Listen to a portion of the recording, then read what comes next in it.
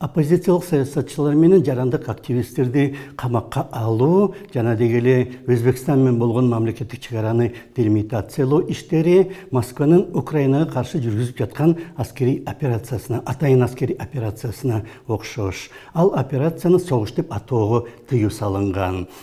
Кеберабадтын айланасындагы чыгарандагы формалдаштыруу ал жерди Өзбекстанга берүү деп айтканга болбойт. Башкача ойлогон же бийликти сындагандар болсо, куралдуу күчтөрдү же мамлекетти жаманатты кылып жатат деп күнөөлөнөт.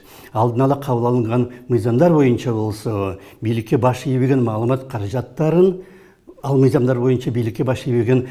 каражаттарын соттун чечимисиз эле жаап салса болот. Ишин токтотуп койсо болот. Бийликке баш ийген маалымат каражаттары болсо, элдин аң сезимин жана акыл эсин үтүктөп жатат пропаганда менен.